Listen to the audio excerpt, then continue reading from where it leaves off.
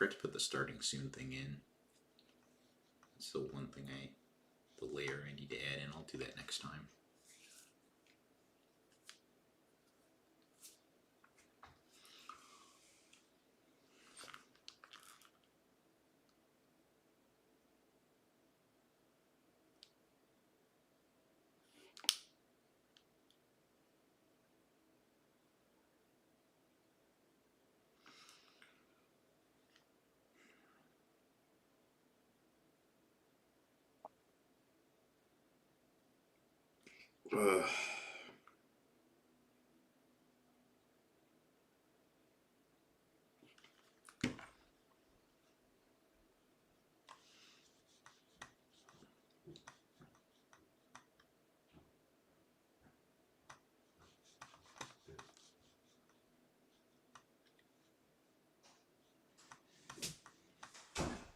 Can you send me that that photo on Facebook, please?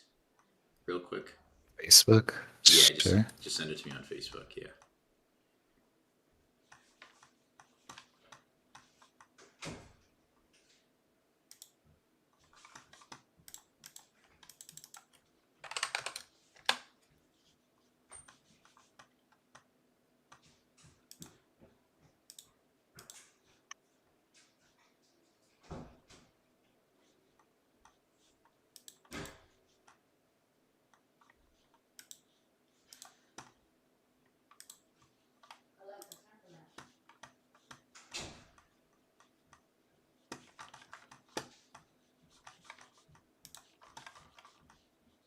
Okay. And we are ready to get going.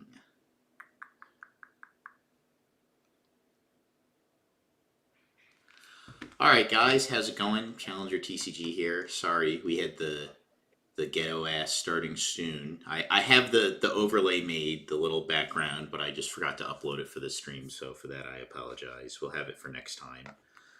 But we are back. We are hot off the most recent, the first Set 2 China Regional, so we have some real true data now. Not these 50-person events, but real empirical large-scale data. And we're very happy to break it down, rip it apart, or whatever we end up doing. So I guess we'll get into the big numbers. Colin probably knows them better off the top of his head, but Draven was about 35% play rate, I believe. Yes, it was 35.81, I want to say. Is there a breakdown? I wonder if there's a breakdown. Yeah. 35.82. 35.82 for those of you who don't know. Hello, Roderick. Is that on? Yes. Is that here somewhere, actually? Is there a... I mean, I can send it to you on... Yes. What? Facebook? Discord? What's best for you? No, just send it on Facebook. That's fine. Okay. So... But yeah, we'll have a link to that. If you could I'll just link it in the chat too. If you can send me a link to it so I can just post it in the chat so everybody can take a look at it. But yep, so pretty much Draven way over converted. It was 35% play rate and it was what, 62% in top cut? Yes. So massively over converted.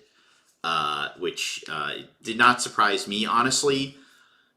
I thought it would convert more than it did, but it did massively over convert. There are a few other decks. Most other decks under converted, from what I understand. I think there were a few that were. I think there were a few that were also over converted. I think Ezreal technically over converted. Did Kai'Sa over convert as well? I believe, not by much, but a little. Yeah, it'd be by not much. I can do some math here. Pull up my Nurge emote or what have you. So there were 64, it'd be 5 divided by 64. So would have been, she over converted by, oh no, she didn't even really over convert at all actually. By like 0.2% she over converted.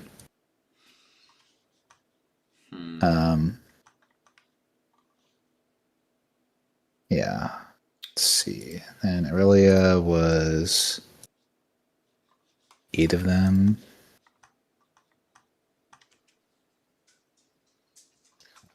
she was basically Kaisa and Aurelia exactly converted. Exactly converted. Okay. Yeah, it was Aurelia overconverted by like 0.3% and Kaisa overconverted by 0.2% or something like that. Oh wow. Okay, that's quite a lot. Yeah. As opposed to Draven who overconverted by 2x. So, let's see. Hello. Do you think there are any decks that were underrepresented or underperformed in this regional, or do you think this region is a good reflection on the meta we should be expecting in February? I think this meta is definitely one I would expect.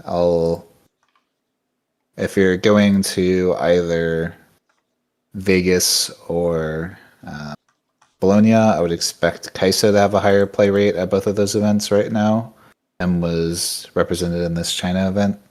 So, but outside of that, I kind of expect it to be pretty similar. I'd say Kaisa will be our second most popular deck, and Aurelia will be third, as opposed to over there, Aurelia is particularly popular. So, that's my personal opinion, anyways. Everything beyond Kaisa is just it's going to be small numbers. So Yeah, I for the most part agree with that. Like I think Aurelia you'll actually see less of this week. I think there'll be even less Aurelia. It's possible. People in China are really hype on Aurelia. I think she poses an interesting conundrum, and I think Aurelia is the best deck into non-Draven decks, in theory. But obviously her main issue being the most overrepresented deck is going to be a problem.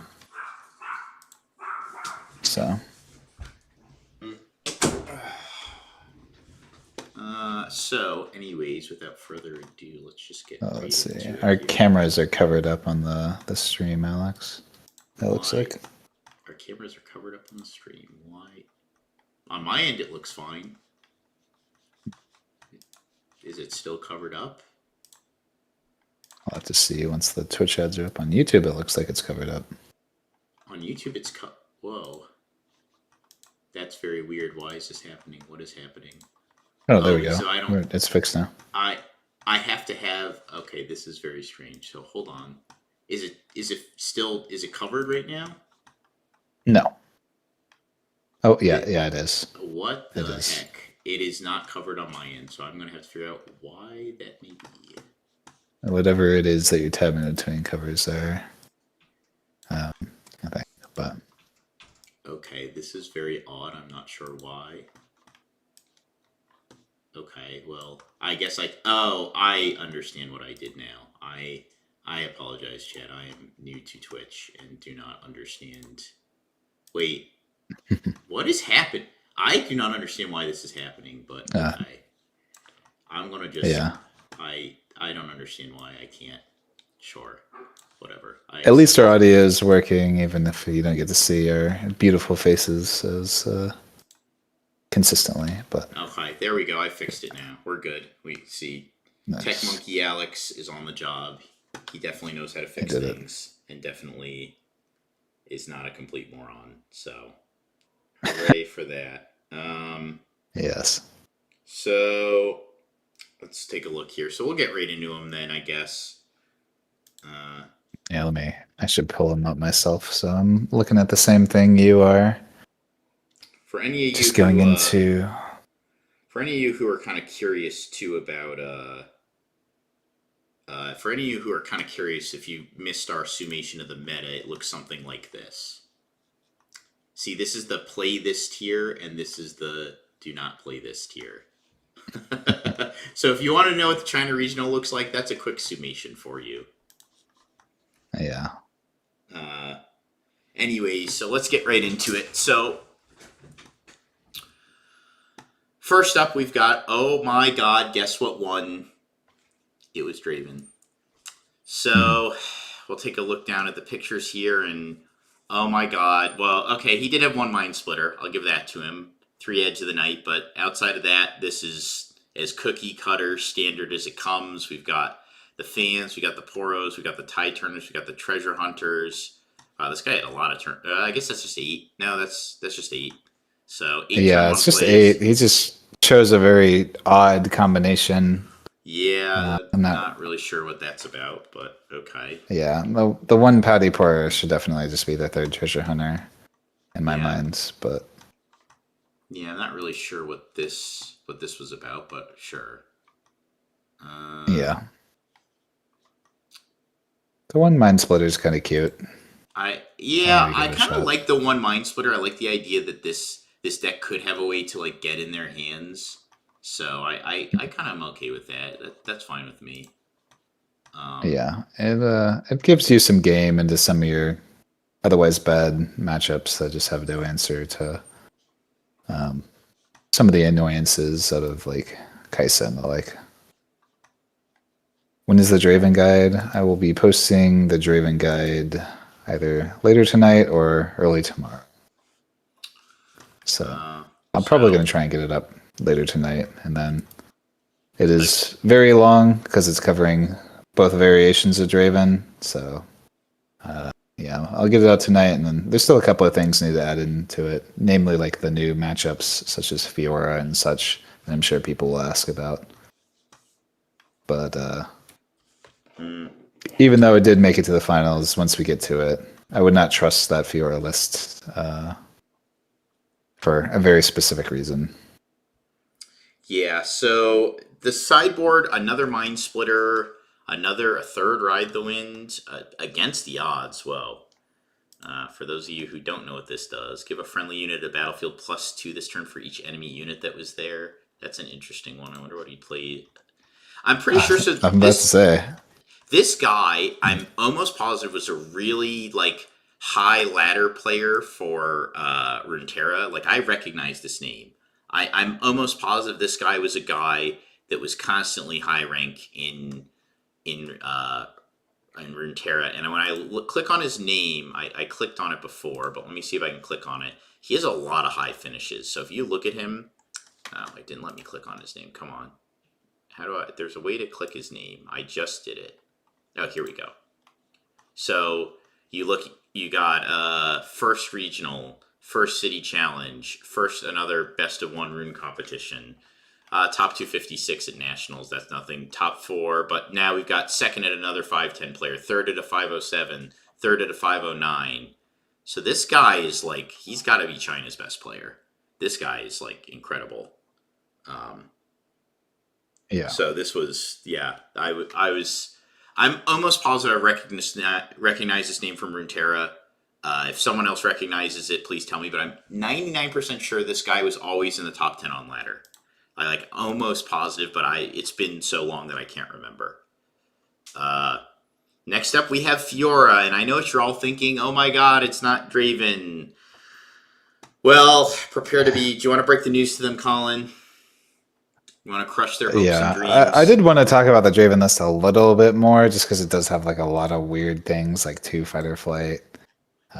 Inclusion of Ride the Wind is kind of not super.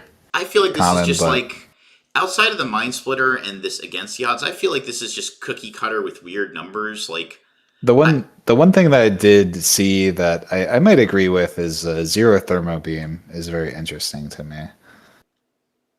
Just because it's something we've seen a lot of these out of these gear decks and such, but I do think Draven for the most part ends up beating all of the gear decks anyways, outside of like maybe Azir. And even then you're pretty favored to do Azir. It's just like a good, very big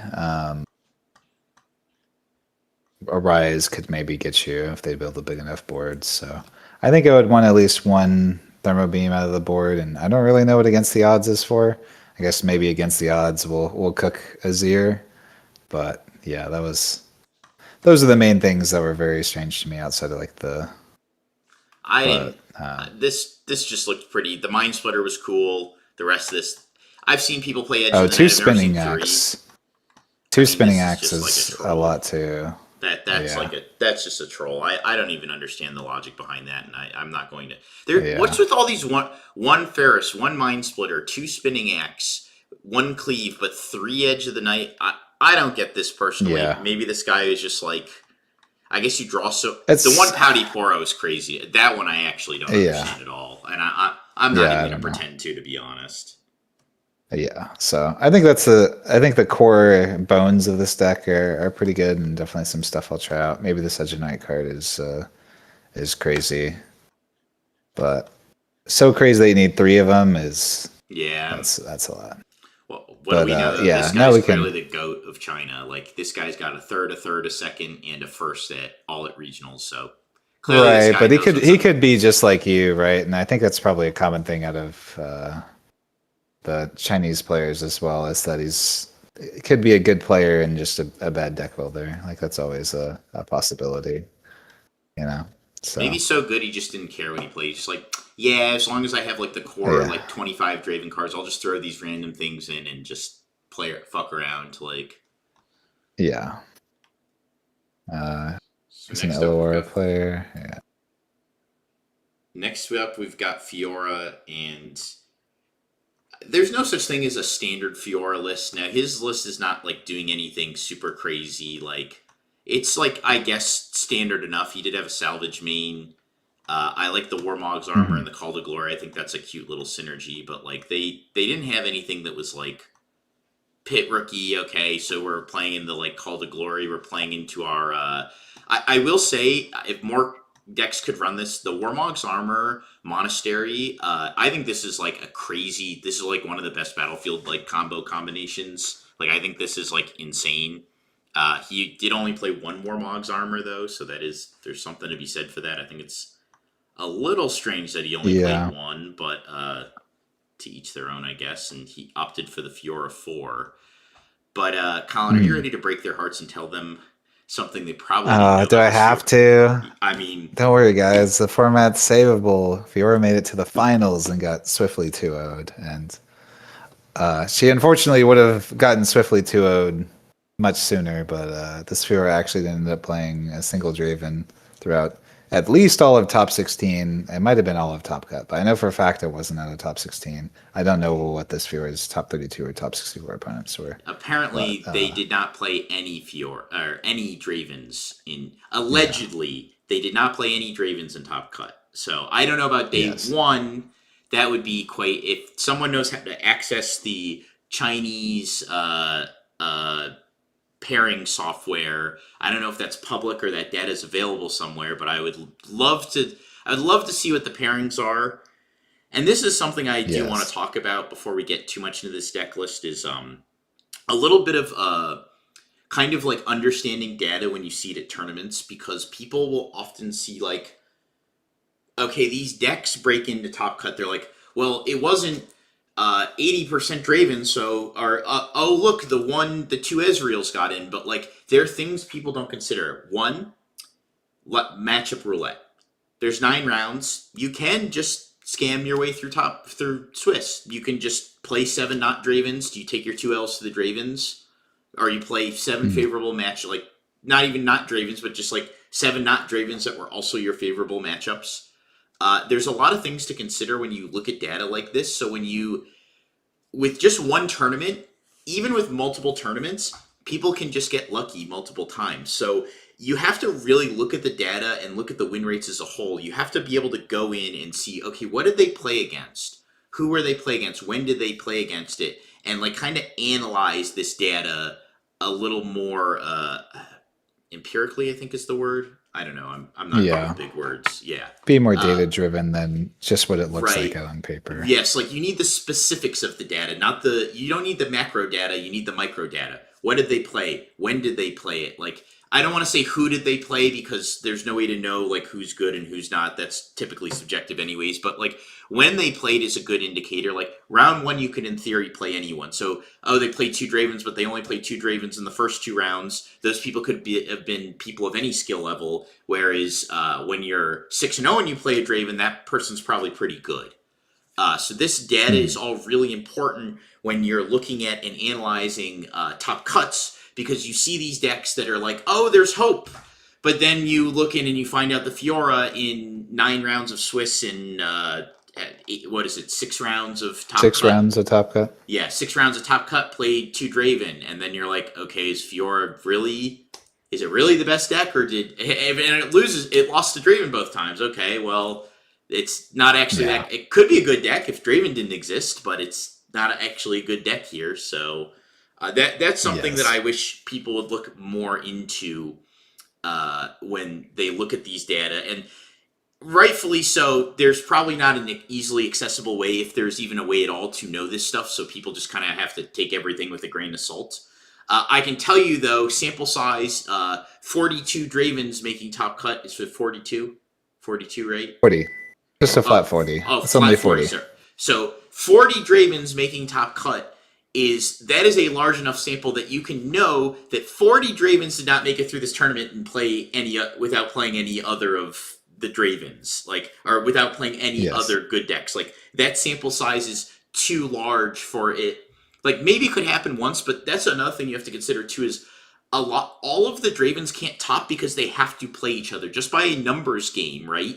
If they're all winning, like, unless the most freakish, mathematically improbable bracket ever occurs, even if the tournament was 80% Dravens, you would still see some non-Dravens make it, because mathematically X amount of these would have to play each other, and then some people would just dodge Dravens. Like, they would just get lucky and dodge Dravens, and if they're winning their non-Draven matchups, they would win out, so there would be some non-Dravens. It is, like, impossible in almost any tournament atmosphere to have almost close to a, like, truly, like, 90% of the same deck in Top Cut, unless the field also reflected that. So, like, if 90% of the field is Draven, sure, like, over-conversions are hard to have, which is why it's so startling to see such an over-conversion like this. It almost over-converted to twice what it played at. So that is... but we can talk about the Fiora list more now, I guess. That's kind of... I don't know if you have anything to add to that, Colin, before I move on. Yeah, I mean, it's all to say that, yes, I think a lot of it, as well, is this is the first Chinese event that actually had... or the second Chinese event that had these medal cards. And the first one was a 2,000-person event that also had a lot of stakes for winning the event. So obviously that was built around wanting to win that. I mean, the ring was super cool. They had, I think it was like $9 grand USD for first place for that event. So a lot of, plus those medal cards go for a lot less over there. So I think there was a lot less of an incentive to play for medal cards at that one, whereas this is the first event that medal cards were a large contributing factor, in my mind anyways, because this is like a free event for them. Whoever gets the highest place gets their Chinese medal card, and that's pretty cool. So I mean, but yeah, this list is fine. I think the most interesting thing is the Fiora Victorious as your chosen champion. It works particularly well with Warmogs and Doran's Blade. So obviously, if you're going first, you're going, like, if you can go Doran's Blade into Fiora, immediately equip it. You've got this 6 might deflect ganking shield double unit deflect, that. right? Oh no, that's the other one. It's not Doran's Blade. That's Hex. I wish Drinker would be. I like that one better here, actually, because I think against the Dravens, it's nice that you get to charge them to push you out or whatever. But yeah, I think the 2 might breakpoint is for like your Lucian, for example. But it is very strange, just because the 3-drop Fiora seems to be where a lot of this deck has been having its I don't know, surprise factor of being able to accelerate units if you have that 3-drop Fiora, but obviously they ended up playing it as a 1-of that was not in their chosen champ slot, so felt a little weird. But obviously these Draven decks are playing Falling Star anyways, so being reliant on that Fiora can be difficult. Outside of that, I think Lucian Merciless is the best card to at least apply some level to these Draven decks, since he can just kind of hit in and get out without giving your opponent a card, which is obviously one of the most annoying things against Draven. So Um, You're swapping into Chosen for going second. We only saw 2 games in the finals. I don't know if this player was ever on camera outside of that. I think we might have had one more Fiora match that was on cam, but I don't remember exactly. So you could potentially argue to swap it for game 2. One card I did think was kind of interesting, and I liked this card early on when I first started playing, but it doesn't see any play, is Cannon Barrage. And one of the reasons I actually like this card is it's one of the few cards in the entire game that has a damage base effect and reaction. I think there's only one other card that I can think of off the top of my head, and that's the Fan of Knives. I can't remember what it's, Dance of Blades or what, Blade Flurry or whatever. I do kind of wonder, is this maybe for like a Victor or like an Azir deck? I actually kind of wonder, like, I guess versus Draven, this can sometimes be good. If you have multiples of this, it's actually pretty funny, but like they don't really stack up Battlefield, so I kind of wonder what this is for. It is reaction. I mean, though. This player did bring it in this matchup, I believe, to get rid of the overzealous fans. Oh, okay. That's at the Battlefield. Cute. That's cute. Okay, I like that. I think it's more cute than it is good, especially into decks that are already running. I mean, you're running Spinning Axe, you're running. What is the obsession with one-ofs in China? One Facebreaker. What is this for? Okay, I could see what it's for, but like, there's none in the main, right? I didn't miss them. Like, why do we want just one Facebreaker? A lot of it's in like a open deck sheet format. If you want like the actual competitive answer, I have like why I think they play them and why I would actually play them in my list. In my list, whenever I'm going into it, I'm doing it under the assumption that I want to make top cut anyways, right? And if I hand you my deck red sheet that has 0 cleave, then you never have to think about that card for the rest of the time. But if you know in my list I have a single cleave, then now that's something that you still have to think about because that possibility is there. So if it's a card that's not terrible anyways, then having the one of can almost be worth it, only so that you hear that I have a cleave, you see that I have a cleave throughout the tournament. At some point in time, that's a card you're playing around, and I only have one, so you're going to be respecting that card. Obviously, it's a minor thing here or there, and especially out of a deck like Fiora that does not draw cards, it's you have to. Those are typically the types of cards that are just like, they're nice if you see them. Salvage is like a draw 1 if you see it and there's no targets, it's fine. Sabotage is always going to be a good card. So having it 1, I guess, is fine, even though I'd probably want more copies. But I think I don't. This is where I think of one-ofs. They have to be one of 3 things in my mind.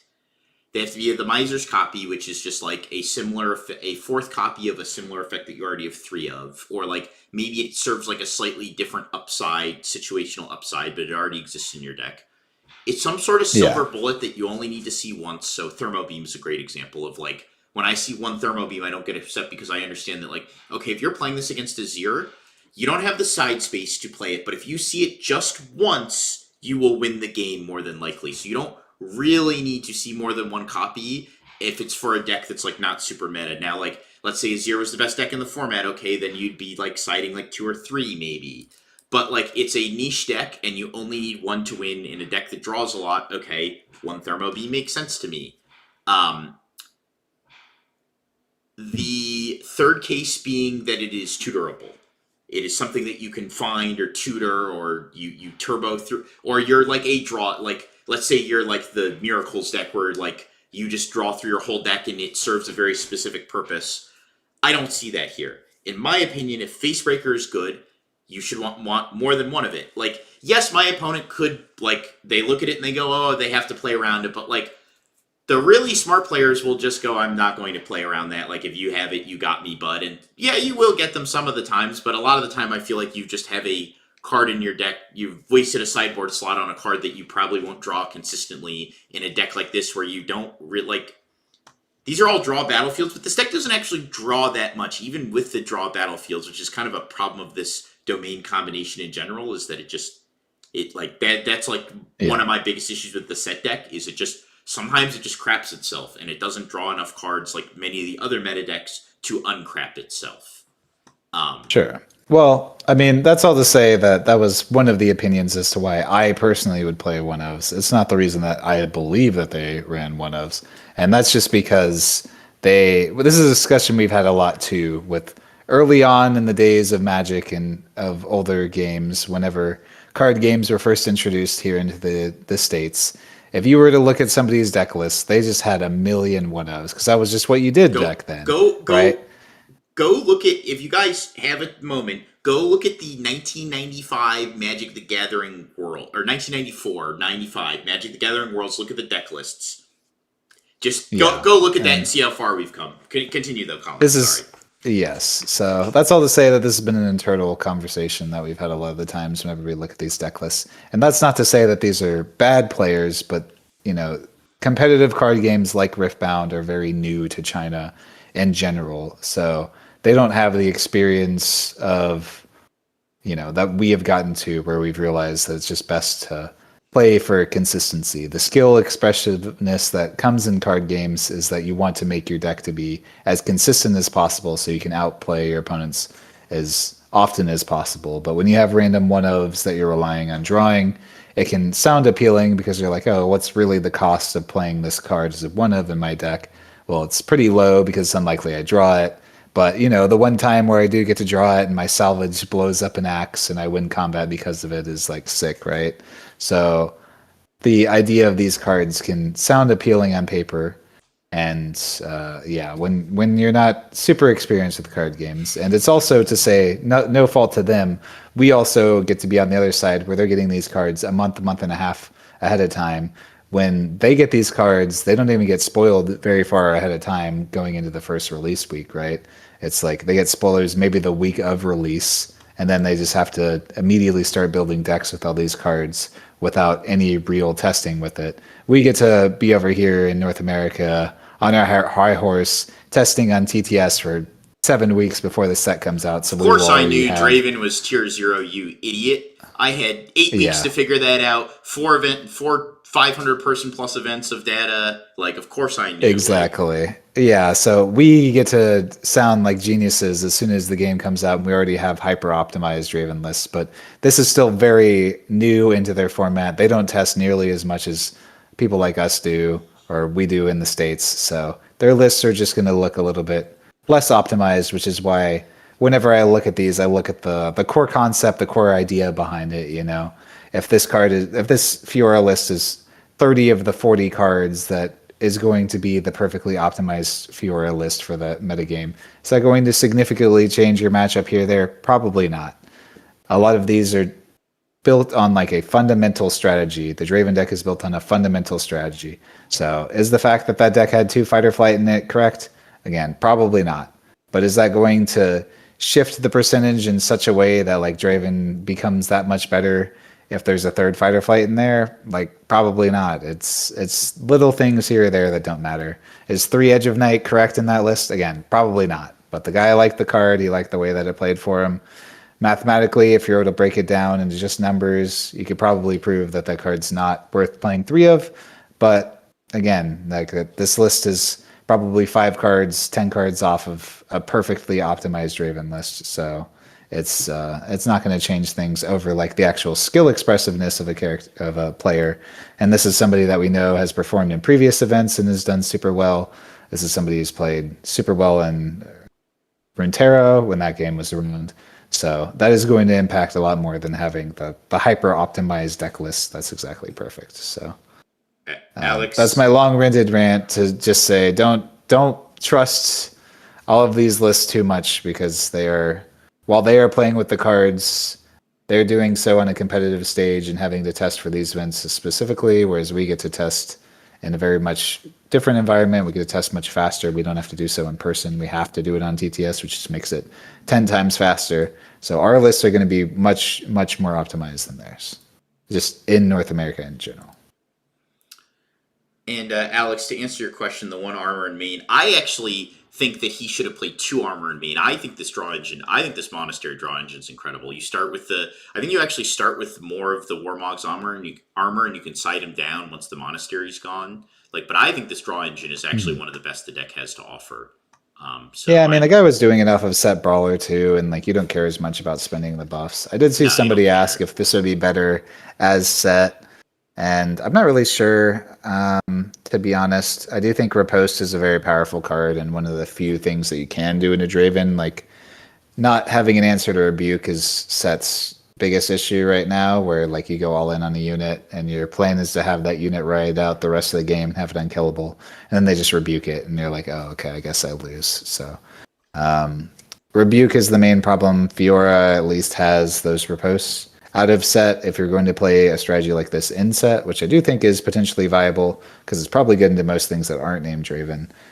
You just have to main 3 sabotages, and in my testing at least, the games where I sabotaged and hit the rebukes, I won most of those games, and then the games where I didn't see the sabotage and they just hard ran the rebuke, I just lost. So rebuke is a real problem. Yep, I think this overall, I love Fiora. This is one of the decks that I was working on in the beginning and quickly gave up upon, just because I don't like the. I felt like there wasn't a great end goal for this deck. There wasn't a really good win condition, at least in the meta of Draven. That is, I think this deck is solid. This is goes into the blender of, wow, look, a fun, fair, interesting mid range deck. Draven blender doesn't matter. Yeah. So yeah, that's my biggest concern. Is this is just another fair mid range deck that the devs would love for you to play, but Draven will not allow. Yeah. And so, oh my god, truly surprising! It's another fucking Draven. And third place here, yeah. This list is very weird. Again. They must Gym be cooking. Jammer. What do they know about Against the Odds that we don't? What's China hiding? Do they have the script? I don't really know. I don't know what this card's for. I did see a lot of Draven stacking points for no real reason over there in China. I think that's one of their weird metas that they do, is they play the game it was intended rather than the way the game should be played. Where they'll just randomly have a bunch of extra units onto a battlefield, where then Against the Odds, this looks insane because they put 6 fucking units, little 2-miters on there, and then you swing in and you get the Against the Odds, and then you realize the way the game is supposed to be played is, or at least on a competitive level, is you don't need more than 1 unit there. What are you doing? So yeah, that one's whatever. I think 3 cleave is aggressive. You probably don't need that much. I'm still undecided on Ride the Wind in this Draven deck. It feels not great in the mirror, but over in China, they're obsessed with it. So as a card, and then not playing Noxious Hopeful is just wrong. So, yeah, the third place list is definitely worse than the first place one. 3 Draven seems like a lot. The Siren, ooh, that's kind of cute. You get to actually double attack with the Dravens or the Forerunners, although Darius kind of already does that. I'm not actually sure what this is for, but I guess it's third Against the Odds, man. This is just this is their equivalent of they don't want to play Blood Rush. I mean, this guy played Cleave though, right? Yeah, he played 3 Cleave. This man played 2 Against the Odds and 3 Cleaves. Is he out here fighting Yi mid-range every match? Was his local just all Yi mid-range decks? And he was well, gotta have all the pumps I can. They can't defy them all. This is... I truly don't know. Or what is against... I just don't get you have Against the Odds and Cleave. What? Even if you're in a stacking meta, how much pump... Do you really need this much pumps? This seems... My guess is that, at least from this, the way that you get around the pushes typically out of Draven is you send multiple units in at once. And then that's how you break it. So then you slam the Against the Odds when they send in 4 units, and then you start slowly pushing stuff out. But even when you do those in the Draven mirror and such, it just becomes a situation of where they're going to rebuke or fight or flight the one guy that you Against the Odds anyways. So in your Magical Christmas Land where this card works out, it doesn't seem that great. Let's see. Someone asking about Miracle Draven. Honestly, I don't particularly think Miracle Draven is that much better into the current metagame than Classic Draven. I think they're probably about the same in the mirror to maybe slightly Classic Draven favored. And right now that's probably the only thing that matters. I think the Miracle Draven list is better into some of the random stuff, like Classic Draven can still lose to Aurora, whereas Miracle Draven will never lose to Aurora. But again, that's like not a large enough meta share that it really matters. So Nanashi, it's for the mirror tech, which could be a hot mirror tech, but why not just main it? Like, maybe they didn't recognize how much Draven there would be, but like, there's no such thing as mirror tech in my mind for Draven. That's called a main board card now. Like, I don't think there's anything. Even if it was a card that literally did absolutely zero versus like literal blank text against everything but Draven, if I thought it gave me a good enough edge into Draven, I'm probably maining that shit. Like that's kind of where I'm at. But I do agree this could be a cool little mirror tech. I'm curious how that played out for him. Clearly pretty well because he got third place, or they got third place.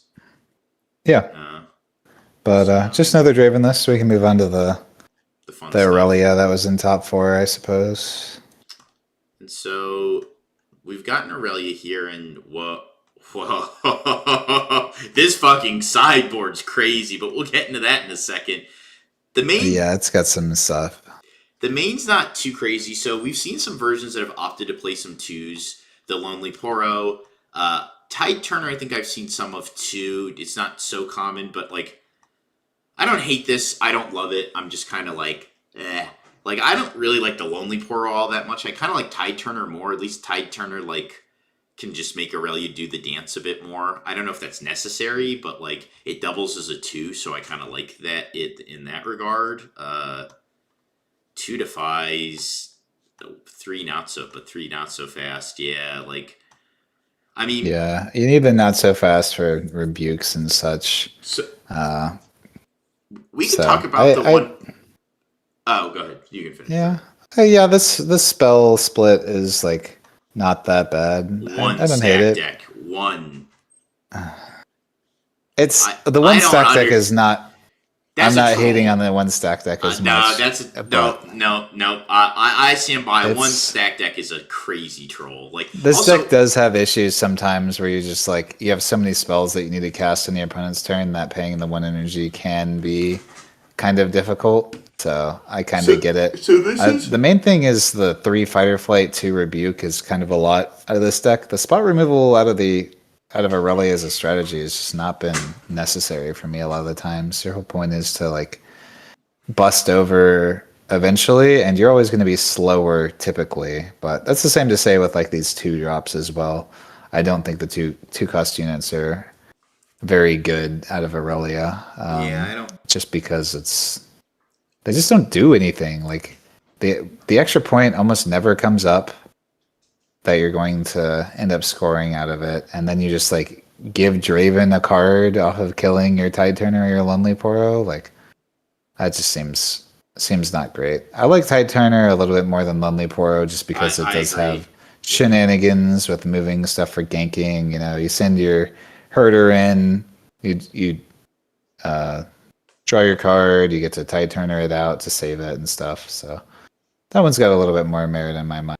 But one of the things that bothers me about this deck is 1 Sirens, 1 Boosts of Swiftness, and this bothers me for 2 reasons. The first one is I don't think they have enough of either of these cards or the combined total of these cards to be like, because both these cards are very important for this deck.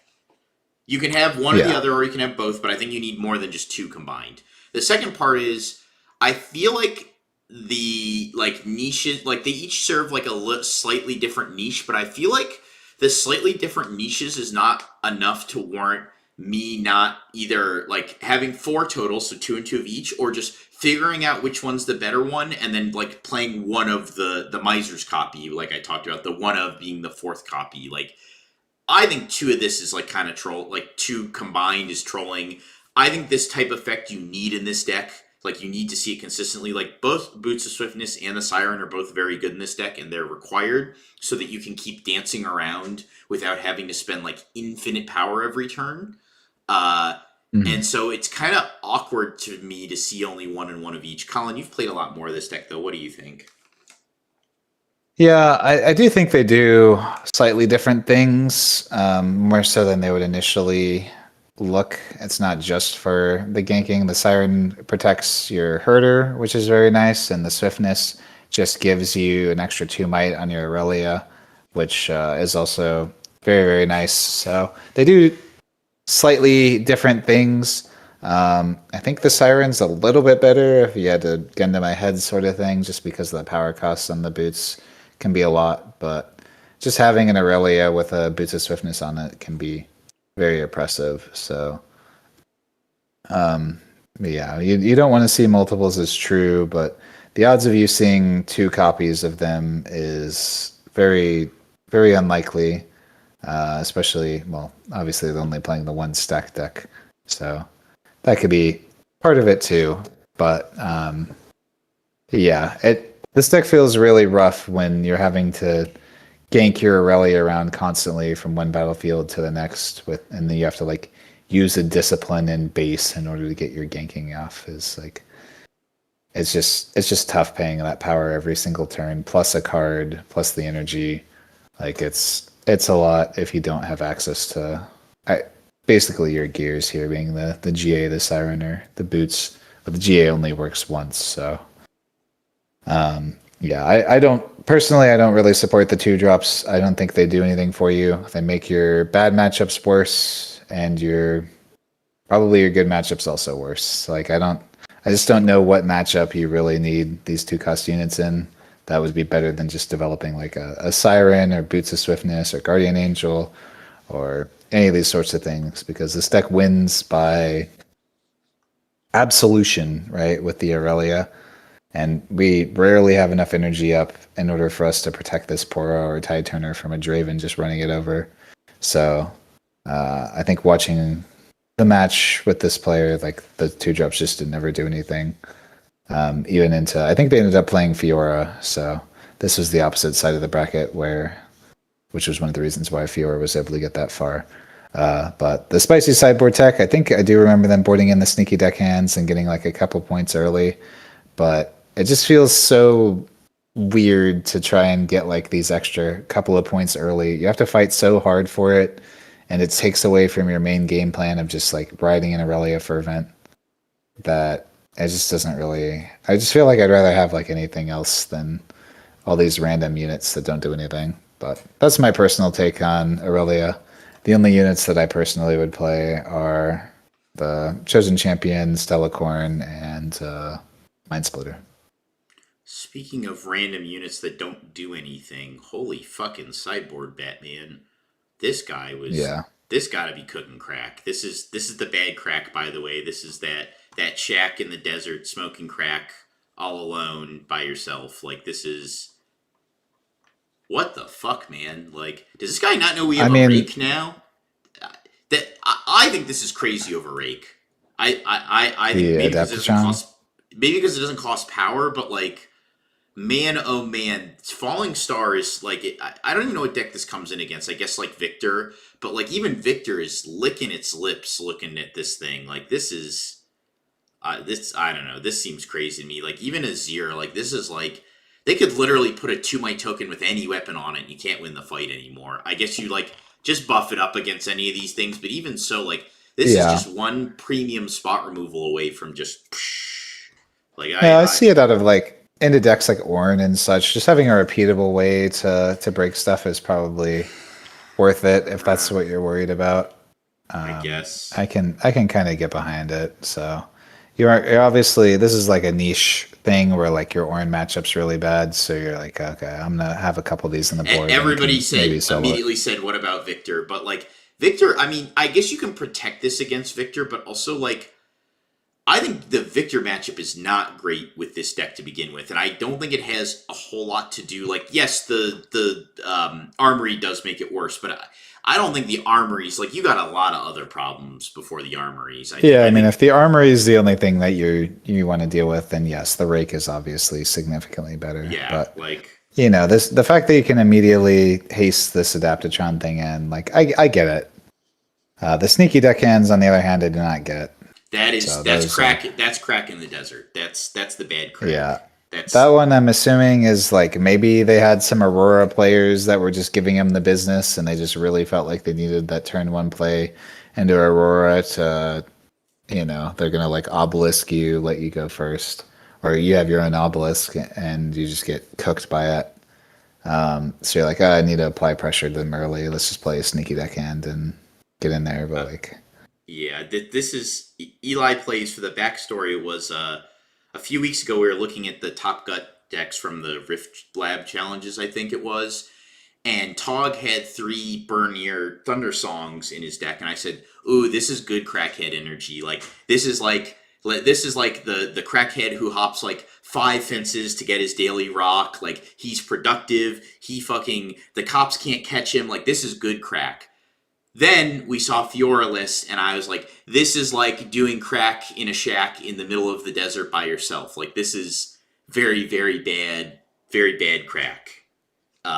Very bad crackhead energy. And that's what I'm gonna say about the sneaky deckhand. This is like doing crack in a dumpster, like huddled up, like digging through the scraps. Like, this is bad crack. Very bad crack experience. But yeah, this is. But that's all to say that like this list isn't that far off. But I personally would cut the 2-drops, and I don't think that the Draven Audacious is very good. We saw this player lose in top 4 because of the Draven trigger. It just ended up being a complete downside because of they never won a combat with the Draven, and the Draven died in combat. Can you explain that? Like, I get Yasuo serves a similar function to Draven, but like. Why not the third Draven? Like, this is like a bad Miser's copy. Like, just max out the Draven then, and if this is better, is there a matchup where Yasuo is specifically better? Like, that's, I guess, what I'm missing here. So this is the 3rd time I move in a turn to score a point. Like, okay, like, what if you get... Yeah, both? I think you're supposed to combine it with your other one of the Boots of Swiftness, and then you get into a battlefield, you ready it somehow, you go to the other battlefield, you ready it again, not for your thing, you send it home, you score 3 points in a turn instead of 2. It's and it only costs you 3 power, finding your 2 1/0 copies, and all of a 6 smite guy writing, and then yeah, hopefully they don't just somehow kill you.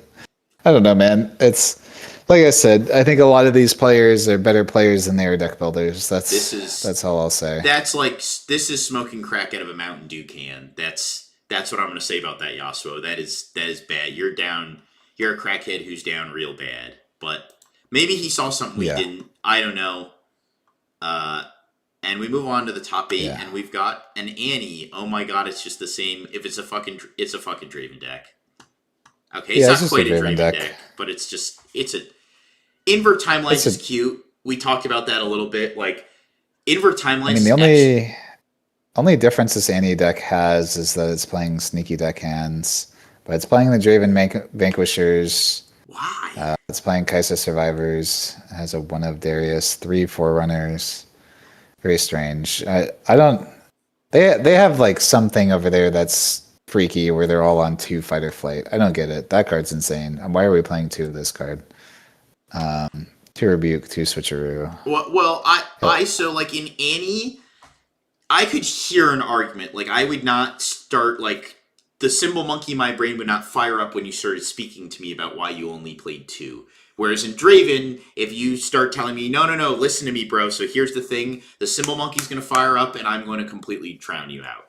Because there is no reason in Draven to not play 3. I agree with you. They should be playing 3 here. But I could hear like an argument and not just scoff at it. So that's... But the star tip peak's wild to me. That's a crazy one. Like, no against the odds. Not a Draven deck, yeah. No against the Darius on the side, the Noxus. The Yeah, I mean, this sideboards is- don't make any sense. I don't get it. What is okay? Like the Mind Splitter, I get like one Draven. Like do we like what do we? Why do we need a third Draven? Like one Darius main, one Darius side. Like this side, none of this makes sense. I understand why they made this side. They got touched by a Victor player, and we're like, I'm boarding in 8 cards into Victor control. So I think that's what this one Mind specifically Splitter was. makes- and they're like, The Mind I Splitter need to cut my makes cleaves, sense. my fireflights, my rebukes, Why my is switcheroos. Darius so a they're like, fucking one of in the main? Just make it like just put the like siding Darius is fucking crazy to me. Like cut something from 2, Yeah. 2, 3. I don't know like- what outside of the Victor control deck. I don't really know what all these units are in the board for. So There's we gotta be did some something internal better. testing with this deck, and this deck. Let me get a quote from Daniel here. The top 8 Annie cannot beat Draven. They struggle to answer 4 power in the point. So Well, they got 3 cleaves, but yeah. I thought it was going to be a Yeah. little more comical. There's not much else to talk about Yeah, I here. thought it was too. I have nothing else to say. This is bad Draven in my mind. But maybe if they change the way combat works, this will become the new Draven. Who knows? Like if they fix combat, maybe this is just the Draven deck. I literally could not tell you why there's a fucking hold battlefield in Annie. That stresses me the fuck out seeing that. Like who the like I mean, this this isn't Annie. This is Draven. This is like a bad Draven list. We're just playing a Draven But even deck. Draven, Just bad card for Draven doesn't card. play star tipped. Like, is there a Draven that I missed that played star tipped? Is this the meta? Like, did I get No. Obelisk? They're all No, they're all there's a on star pretty tipped. much the. This guy Yeah, there's has some star star-tipped. tipped and the paper tree. I don't know how he missed that, but this is, yeah. Yeah, for some reason the battlefields are at the bottom, so very strange. Obelisk star tipped paper tree is crazy. Yes, that This no guy's Reaper's like, Row is insane. I want them extra runes. Yeah. I mean, I kind of get it if you're expecting to play against nothing but Draven mirrors. That's part of the reason why we don't have Reaper's Row in our Miracle Draven list. It's So because you're- your opponent's going to bring it anyways, so. It's kind of funny. So this guy said in our chat, he said it's to bait your opponent into holding, and it's kind of a funny thought that like, oh, your opponent doesn't want to try to hold there because then you just get to draw a card. So like they can't like properly utilize it. But the joke here is Bacon Cutter that every deck is Draven, so it doesn't matter. They're all going to go in there. Speaking of Draven, oh look, it's another Draven. The one card this I guy don't think has there's really that much I to actually say out of respect. those other 2 Dravens. But, The only thing I respect about this deck is that I think Piercing Light is broken versus Draven, especially because right now we're seeing a lot of people in the footage I've seen. They're against other red decks. They're walking their turn 1 play in. Again, they go first. They walk their turn 1 play in against you, and then they play their Draven, and you're just like, Piercing Light, delete. That's like, it's like Falling Star, but it actually kills both things. You do have to pay 2 red, which sucks, but like, it is kind of the same thing as just Falling Starring their board away, which in our experience, given how like low the creature density is in these decks at times, like typically it's about half creatures, half not creatures. It's actually worth it to do that because sometimes they just don't have a good play the next turn. We're seeing more Noxus Hopefuls and Kaisas, which I think improve the creature density issue, but a lot of them were not playing Kaisas and these Noxus Hopefuls originally, so the creature density was like a real issue. Like you actually could just like, oh, my next play next turn is just Darius, and I don't have a way to haste him, so it just sucks. Like, I also think Vex sucks. I will stand by this. We haven't seen it in any of the top decks so far. We saw it in a lot of the city challenges. I stand by. I don't think this deck card is good, but to each their own. Fading Memories in the side. We got the Thermo Beam. There you go. Ferris Forerunner, 2 Ferris Forerunner in the side and 1 in the main. I understand having the Thunder Song in the main over the Forerunner. I don't understand the one-of shit. Like, the one-of shit's pissed me off. No more one-ofs. One-ofs are banned. Yeah, one-ofs are banned.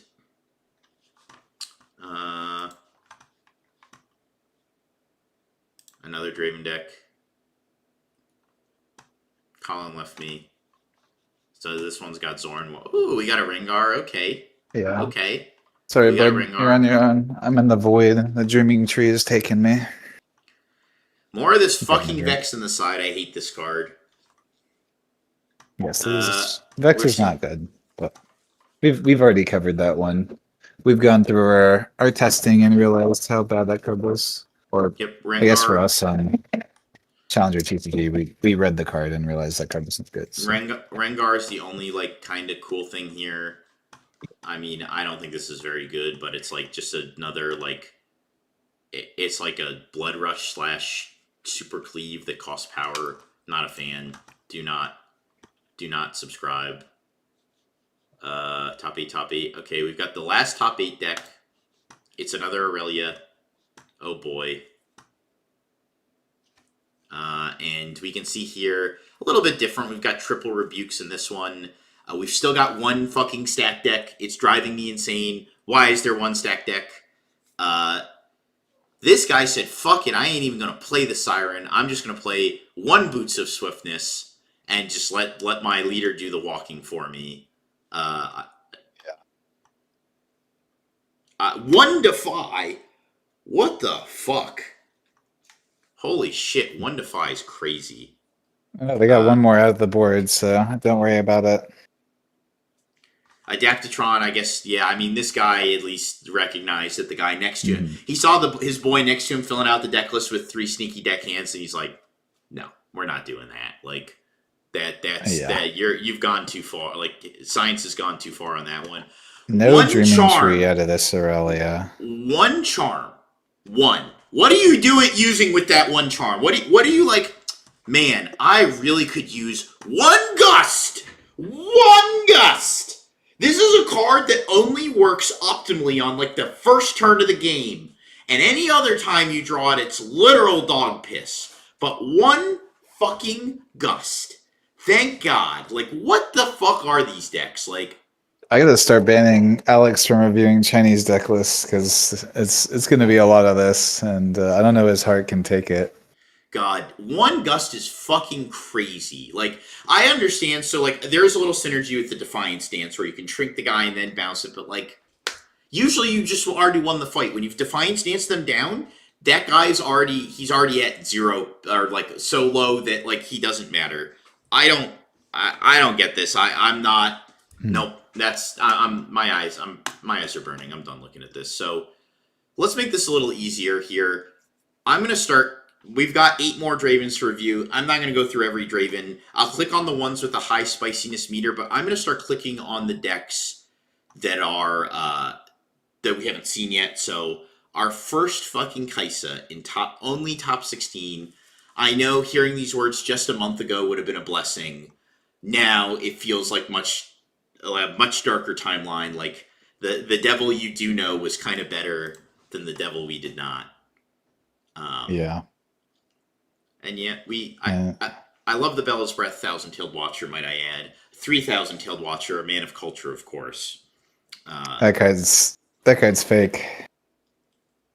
But it is a very strange, very, very strange list that's just like no time warps, no Cathay Rains, no singularities are not how we've built our Kai'Sa list, but as I've said previously, I think their initial meta, from what I was told, sorry, bud,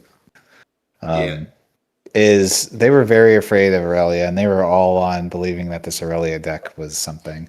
And to be fair, I do think this Aurelia deck is something when Draven doesn't exist. So I think the reason why this Kai'Sa deck is structured the way that it is because of Aurelia. So I think this person just really liked Kai'Sa and wanted to have a list that was not terrible into that. So that's why we see these Brynhirs, these Forerunners,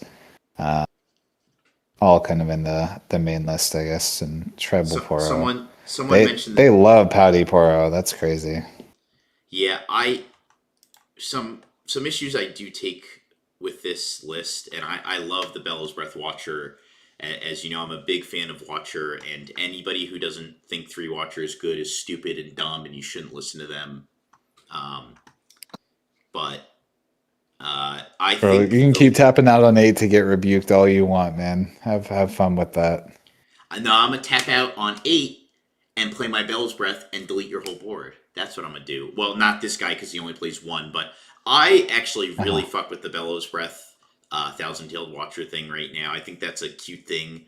I do think this deck is a little spell lighter than I would like. Like, no Piercing Light, I think. Like, Piercing Light in the side only in Draven meta. I think this is one of the single best cards against Draven right now. Especially when, like I said, they just walk their guys in.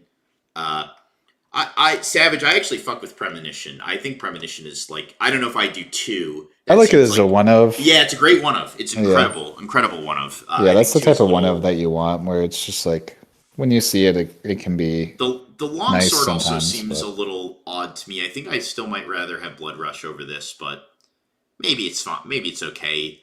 And then Time Warp in the side. No Time Warp's main is crazy to me. That's one that's like, maybe it's because everybody's got Hard Bargain now. They're too shook to play it, but that one seems like, and just having one, like, I guess Time Warp is kind of a card that I'm okay with a one of, though, and the reason for that is this deck draws infinite, and it is the win condition. So in a deck where you just need to find one of the thing to win, kind of like I talked about, where you draw a lot, this is where a one of is acceptable in my mind. This is like fine. I actually think this is probably one of the more cohesive sideboards I've seen so far. Like 2 Piercing Light. I think this should be main, but whatever. I don't know what the retreat is for, but at least it's a 2 of, so I like it more. But yeah, this is one of the more cohesive sideboards. Time Warp sucks into Draven. Yeah, but it still has its niches. I do agree it's not great into Draven, especially with hard bargains. Like, I get that, but I don't hate one Time Warp in the main of Kai'Sa. Maybe it's too far gone now. Like, but yeah, for sure. This list is fine. It's a Kai'Sa list. It's not particularly doing anything crazy. They do play Draven, which I think is kind of cool, and there's no Darius, which that one I don't know. I'm fully sold on that, but I guess like you just don't. Yeah, it's probably fine. You got 3 Watcher, whatever. Still think I'd play some Darius, but so we've got. So that's the Kai'Sa. I'm going to just skip all these Ravens. None of them have a high... I'll look at this one because it's got a 50% spiciness meter. And this is just the Miracle Draven, right? Yep. This one's got Nocturnes. But this is just pretty standard Miracle Draven outside of including the Nocturnes. I don't see anything special the about Noxus this. Hopefuls, yeah. Sure, but like... Yeah, actually, I don't know why. Noxus Hopeful seems a little odd to me, but... I think it's a good card in general. 2 Fight or Flight. But the yeah, classic. just is there, being able to vomit out your entire board is nice. Is Fight or Flight maybe semi-limited in China? You think they have like a special ban list they play with where Fight or Flight is secretly limited to 2? Yeah, I think that might be the case based on all these lists that we've seen. Let's play 3 ofs, man. The card's good. Oh my God, I promise you won't feel... 1 Rasa, 1 Thundersong, 1 Last Rites, 1 Switcheroo. I mean, this guy is... 1 overzealous main, but 1 side. I mean, the Factory Recall, at least that's a different card. Like, that's... I'm guessing this is for, like, the axes. 1 of Look at the strategy, look at the concept, and understand that more so than the actual list. Because, yes, it's obvious that 1 Rasa main, 1 Rasa side. Like, there's no logic you can convince me that's the correct configuration for a Miracle deck. Maybe this is glitched, but I love looking at this. $300, $100, $300, $500, $450, $450. This Aurelia, $13. This Azir, $10. This has to be incorrect, of course. I'm sure these prices are not accurate, but for just the low price of $10. I think it's only set 1 cards. Okay, for just the low price of $10, you too could make top 16. And we've got top 32. So... Oh, wait, $13 is the Aurelia deck. I see. Yeah, 13. So that means set 2 cards. Yeah. So this deck actually... I kind of went over this today already. I coached 2 people on Azir today. And I missed this question. I don't know if you saw it, but yes, we do have a refined Aurelia deck in the Challenger TCG Metafy. So if you go in there, that's the next deck Collin will be writing a guide for too. So we'll have that up probably in a month or so, if I had to guess. 3 weeks.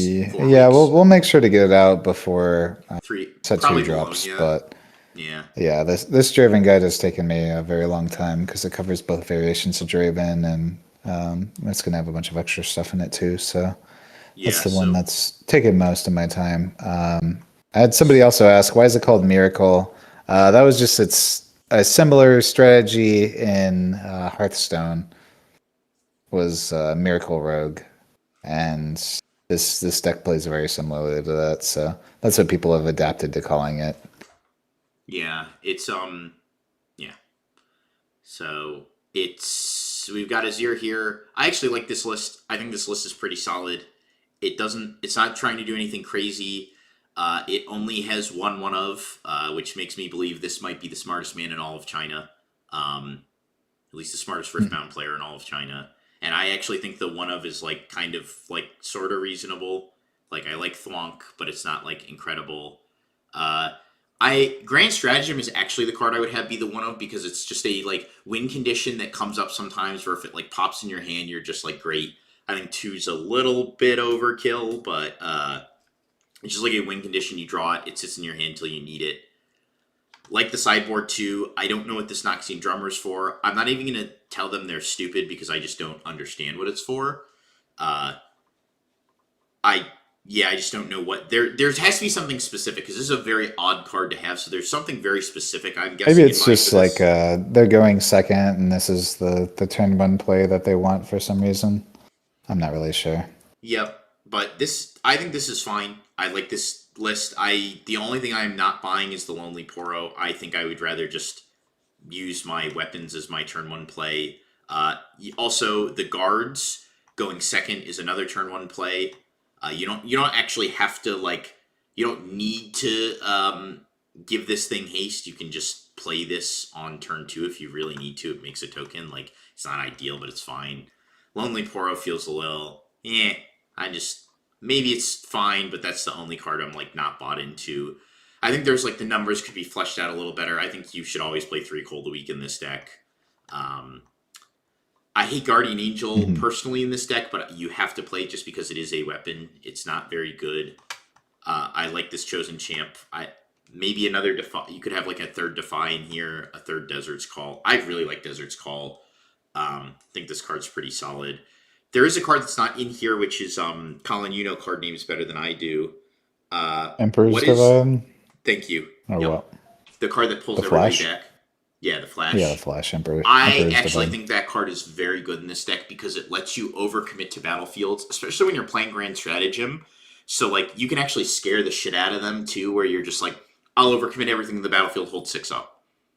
And now like you can actually like fuck with them with the Grand Strategy. You can scare the shit out of them with the Grand Stratagem when you're trying to hold for game. But even beyond that, you can even just like stuff the battlefield, say please do so, like play something to make yourself win, and then when you do, just flash all my guys, retreat all my guys. I love this Azir, the tricks you can do.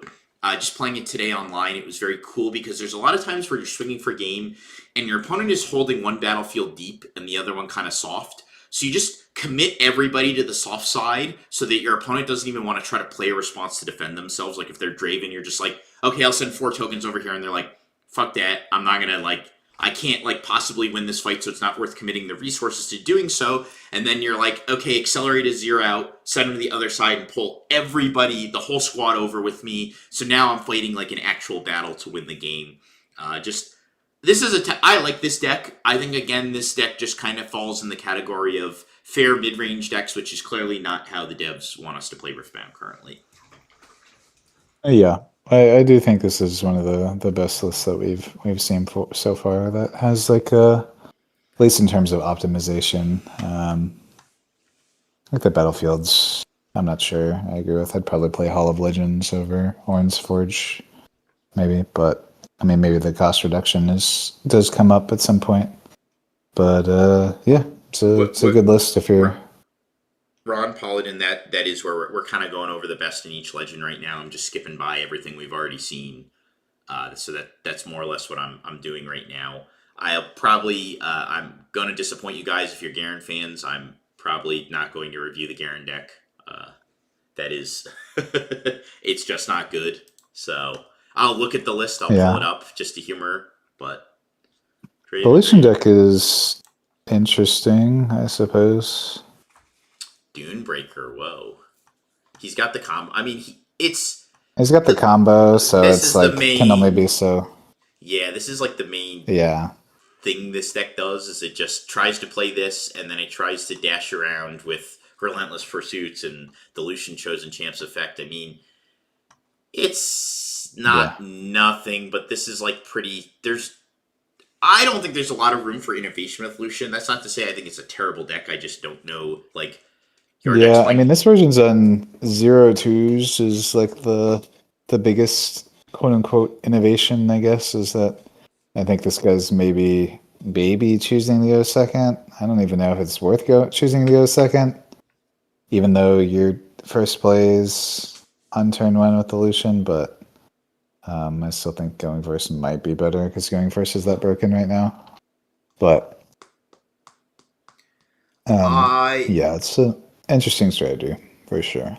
Brown Dust asks, "What do you think it would take for the game to allow these fair mid-range decks? I personally like them the most, and the scammy style of gameplay mostly from purple annoys me." Well, purple is part of the problem. It's a systemic problem. Purple is part of the. Yes. It's not just Draven. Draven is just like a part of the problem. Not it's Yes. a product of its environment. It's not actually the like. It's not actually the root of all evil. Yeah, I mean, to a degree, we kind of had the same issue in set one with Kaisa, where even though Kaisa tournament performance wise did not ever win any of the big events over here, and in China, even Yi was the deck that seemed to be performing the most. I think Kaisa was the deck in set one that was just kind of keeping all the fair mid range decks down because you just lose the Falling Star, you never get the time to set up. And it's a systematic problem that's so much worse in set two because of the gold tokens that Draven produces and stuff. You can just play these rebukes for functionally free, and one rebuke is enough to cook the deck. So I think unfortunately the game is at a point where we need a lot of bannings in order for it to exist in a metagame that is not the one that we showed at the start of the stream of play Draven or don't play, or you're playing for a meta leader.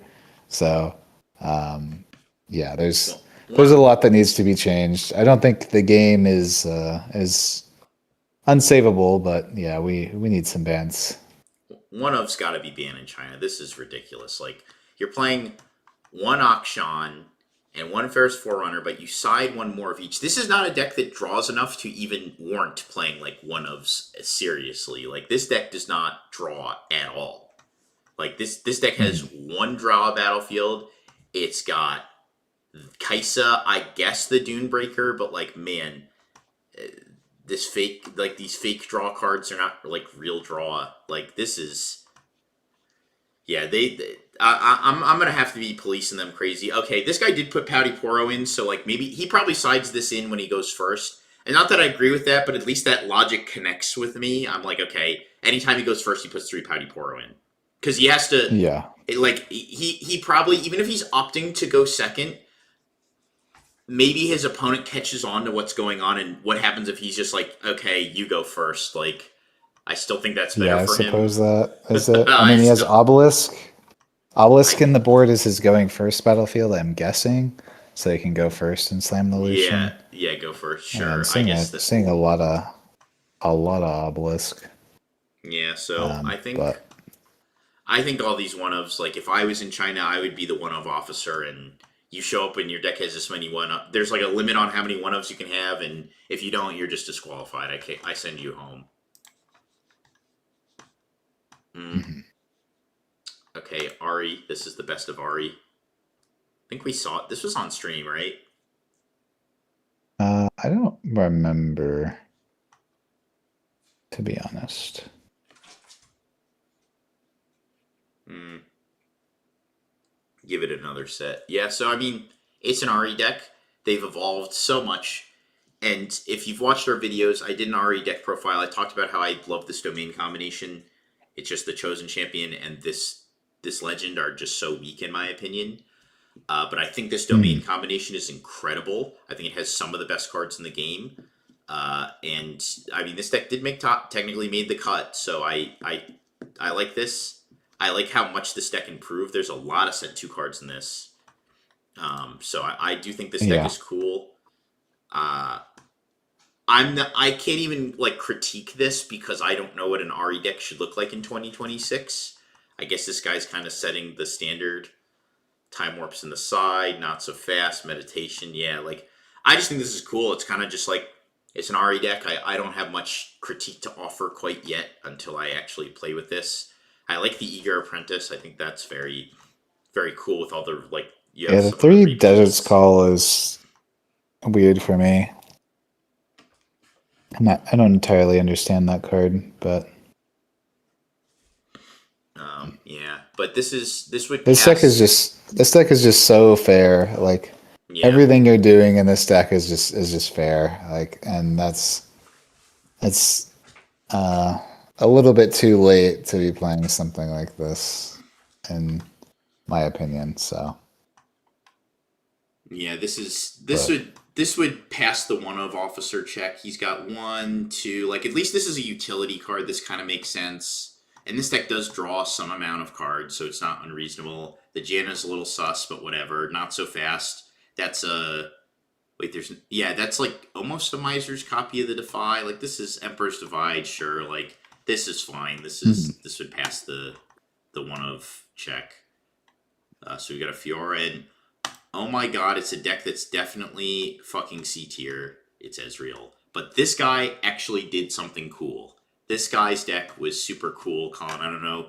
I know we discussed it, but I don't know if you want to talk about the rad at all. Yeah. I watched this on camera. Obviously, this is... Wait, okay. The deck is called Omega Zero, but it's not piloted by Omega Zero.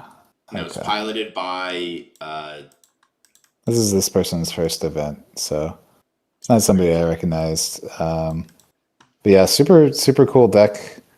For those of y'all that did not see it, the plan is to play a pit crew and give it a coal, so that on Conquer, this pit crew makes a gear, it readies itself, and then you can even give it the Boots of Swiftness, and now it double scores both battlefields and then comes home. But even without the Boots of Swiftness, you can still do something similar by just playing another gear. Because every time it conquers, you get a gold, it readies itself, it comes home. So you're kind of doing a makeshift Lucian impression with the pit crew, and you get to combine it with like Card Sharp to send it home easier, and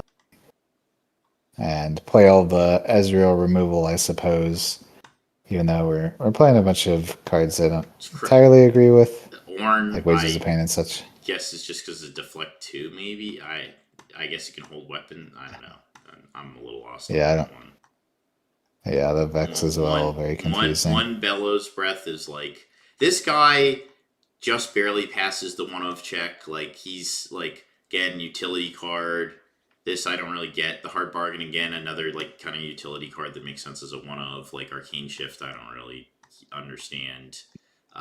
He does play 3, 1 of each battlefield, which is like just play all 3. Just play 3 of each, dude. Come on. Like what's with all the 1 of battlefields in China? I don't get it. Thank you. Yeah. Good night. But yeah, this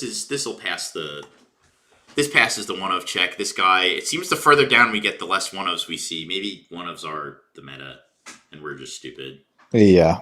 This Israel deck. I hate this decks. We did watch it, and it looked like some of the games he lost were definitely winnable, but that's all to say he was playing in Aurelia anyways, so I feel like you're gonna try and do all this cute stuff and get Draven, so... Oh, look, and it's Draven, Aurelia, Kaiser. Oh, okay, here we go.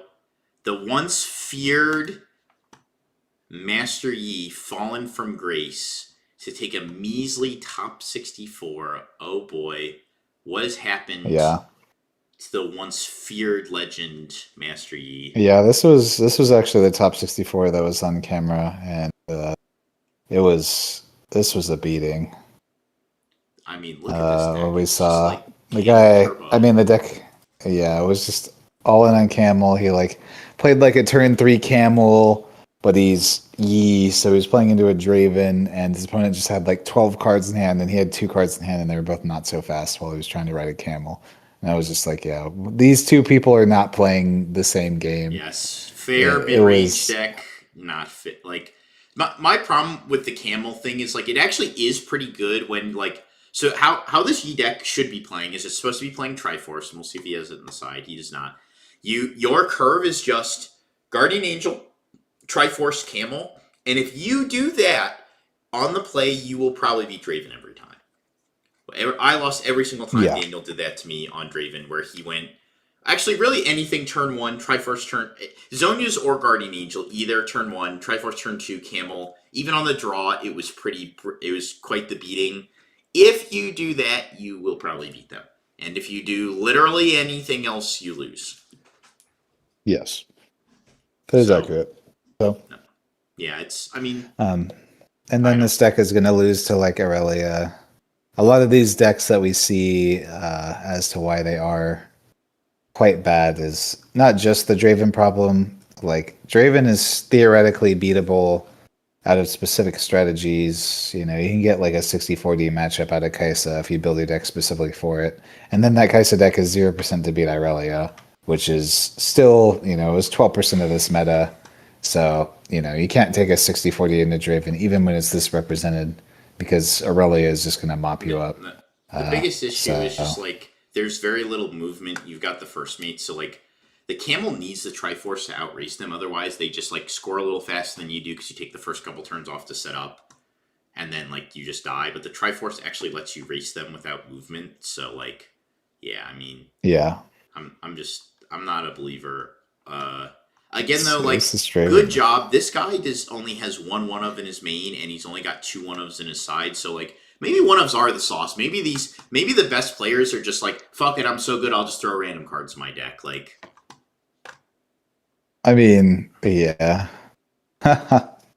Speaking of this, you gotta go to this Draven deck that made top 64 with 62% spiciness. Yeah, I want your opinion on this one. Okay, so it's oh my god, acceptable. Detonate. Shakedown. Brother, what are you doing? This guy just... With the scrap heaps, the treasure trares. One Rasa? What are you doing, Rasa. My brother in Christ? 2 battering ram? How does your deck score 8 points? What? You don't even have enough creatures. If you play against a Victor, you might as well pick up your fucking cards. Like, you don't even have the shovel in the main. How do you get, like, I guess Vi can cycle cards back, but, like, bro, what this is a deck that literally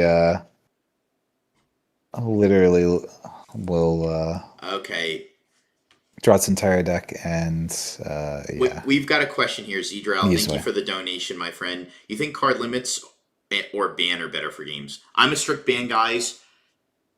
And my reason for this is that limiting is always anecdotal and doesn't serve a function. If a card is too good, just ban it. Like, I always feel like limiting to 1 is like some ghoul at the headquarters, like, rubbing his hands. Like, yes, we need to just like make sure we can keep selling this product. This guy who thinks he's like super smart or whatever, that's like, yes, we need to just like make it so that 1 of this card is playable. So if it's like a super high rarity, we can keep selling it, or people don't get... I don't even know what the logic is. I can't even make up a bit for what the logic is. I just think you ban the card. If a card is broken, ban it. It's always anecdotal to make it a 2-of or a 1-of. I think that Yu-Gi-Oh shit does not fucking fly for me. I understand 1-ofs in a game with 4-ofs in like Vintage or something, right? Like that makes sense to me. Okay, we want you to play this, but you can't have 3 fucking Black Lotus in your deck. Like, that shit makes sense. Semi-limiting, that shit is completely anecdotal. I do not fucking believe in that. Like, get that shit out of here. I don't believe in limiting to 1 either, except in like the Vintage super crazy formats, but like that shit's all nonsense. Like, I can't even think of, like, I don't understand what the reason is. I'm sure there is a reason, but I don't give a fuck because I don't think the real... I think it is. It's exactly what you said. It's literally just for, like, corpo people to be able to say like, oh, don't worry guys, we intended for this card to be this strong, but we only want you to be able to play one copy, so you can only have the one of. Yes, And yeah, now we can continue printing this card dance puppets that we've dance. Buy the reprints. agreed is too strong. Yeah, buy the reprints of You your. will buy the Yeah, Ash like, Blossom. in Yu-Gi-Oh, it felt like when you get like a fancy version of the one of, it actually made the one of worth even more. And it like creates this effect where like if decks in the color combination weren't playing that card at one of, they're like, oh, it's so good it has to be a one of. Now it's a one of in every single deck of that color. It's a one of, So, and we've reprinted it in whatever the stupid tins are called. So personally, yeah, I would be on the opinion that I would like to ban, especially in these like color domain style of decks. And almost in Magic, I would be like more okay with it. But the issue you run into if you like get to a big limited list is like it may be okay now if we like limit Rebuke, limit Fight or Flight, limit Ride the Wind, whatever, in order to handle the purple problem that we have right now. A, you're gonna feel sick when your opponent just has the one of Rebuke, and then you're just like, oh, I fucking lose because I didn't play around the one of Rebuke. B, these decks draw their entire deck anyways, so unless we're like limiting Rebuke, Fight or Flight, Stack Deck, Called Shot, Ride the Wind, which are all cards that probably need to be banned anyways, then like they're just going to see their entire decks. They're always going to have their one of anyways, and then they have Fizz to recur their one of. Like one ofs are just never. They're just never a good idea in these sorts of games, especially when the deck size is so small. Like a 40 card, because we're in a 40 card deck with so much draw available to us. Playing a one of in this game is like playing a two of in Magic with a 60 card deck. right. You know, it's like it's pretty likely that you're going to see it anyways. I hope they're just going of the route of banning cards. Unfortunately for them, all the cards that they need to ban are commons for the most part anyways. I don't really even care that much about Time Warp anymore as much as I hated that card. But at least there's some level of counterplay with Wind Wall, or you can either sabotage it, you can Wind Wall it, or you can accept or hard bargain it, I guess. So there's 3 cards that answer it, even though I think that card should not exist. Or I think is still a card that I want to see banned just on a principle, but like, Yeah. For me, I'm looking at Rebuke. I think is a card that just like you just can't play a fair mid range deck. Obviously, I'm biased as the set guy, but it's a systematic issue that like set is obviously the king of the fair mid range deck. That deck literally cannot exist because you printed Rebuke, and Rebuke is a card that you can now just play at 2 to 3 copies, or even more because they play Fizzes too. So they're playing like 4 to 5 copies of this card that you just can't beat. Yeah, So. my bans are as such. Called Shot. I'll spare you my 0 mana rant. I've already done it in like 3 different streams, but 0 mana cards, they are one of 2 things: unplayable or broken. Called Shot is broken. Do not print 0 mana cards in a mana based game. You have a mana system for a reason. This is not Yu-Gi-Oh! Called Shot is on there for me. Draven would need just some sort of errata so that the combat, like, just tap.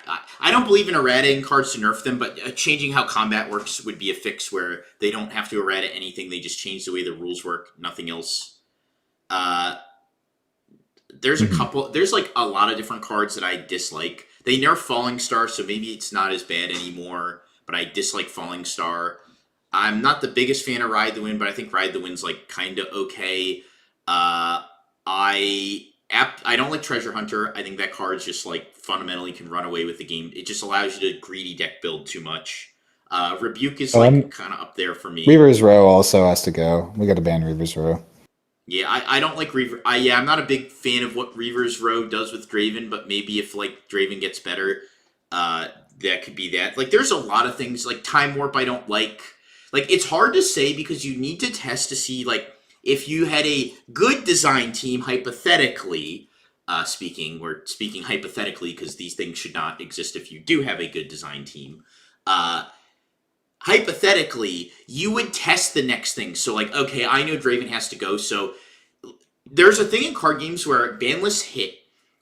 And they hit the problem, and then they hit something, and people go, well, why'd you hit that? And Magic will do a good job of explaining it. Magic will be like, we hit this because we recognize that if we ban this first problem thing, Draven in this case, we recognize that we'll just use this as an example, the Miracles deck will be the next best thing. Even though Miracles Ezreal is like C tier right now, we recognize that in our testing, once we banned Draven, this deck was clearly the best above and beyond. It was just another Draven, so we banned that. Then once we tested after that was banned, we recognized the format was a little bit more reasonable. So sometimes you have to ban a card that no one knew was a problem because you recognize it's going to become a problem once you ban the card that is currently a problem.